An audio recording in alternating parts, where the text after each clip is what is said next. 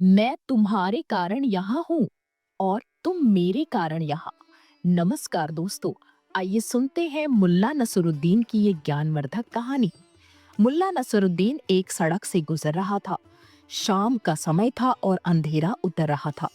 अचानक उसे बोध हुआ कि सड़क बिल्कुल सूनी है, कहीं कोई नहीं है और वो भयभीत हो उठा। तभी उसे सामने से लोगों का एक झुंड आता दिखाई पड़ा। उसने चोरों, डाकुओं और हत्यारों के बारे में पढ़ रखा था। बस उसने भय पैदा कर लिया। भय से कांपने लगा। उसने सोच लिया कि ये डकैत और खूनी आ रहे हैं और वे उसे मार डालेंगे। इनसे जान कैसे बचाई जाए? उसने सब तरफ देखा। पास में ही एक कब्रिस्तान था। मुल्ला उसकी दीवार लांघ कर भीतर चला गया। वहां उसे एक ताजी खुदी हुई कब्र मिल गई, जो किसी के लिए उसी दिन खोदी गई थी। उसने सोचा कि इसी कब्र में मृत होकर पड़े रहना अच्छा है। उन्हें लगेगा कि कोई मुर्दा पड़ा है, मारने की जरूरत नहीं है। और मुल्ला कब्र में लेट गया। वो भीड़ एक बारात थी, डाकुओं का गिरोह नहीं। बारात के लोगों ने भी मुल्ला को कांपते और कूदते देख लिया था। वे भी डरे और सोचने लगे कि क्या बात है और ये आदमी कौन है।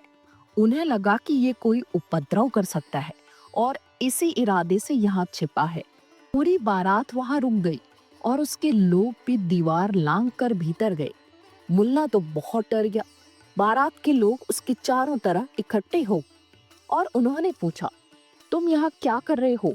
इस कब्र में क्यों पड़े हो? मुल्ला ने कहा, तुम बहुत कठिन सवाल पूछ रहे हो।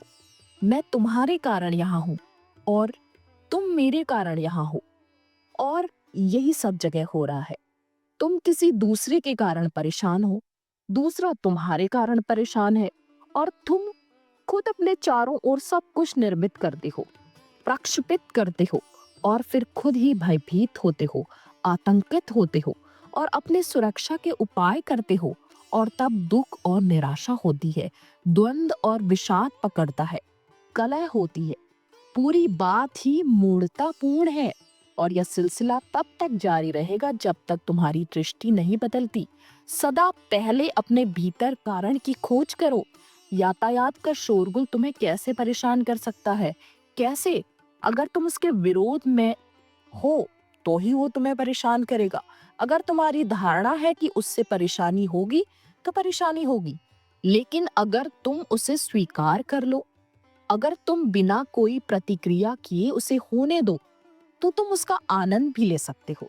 तो दोस्तों, ये थी मुल्ला नसरुद्दीन की ज्ञानवर्धक कहानी। आपको कैसी लगी जरूर बताइए। जल्दी ही मिलते हैं एक नई कहानी के साथ। तब तक के लिए मुझे विदा दीजिए। धन्यवाद।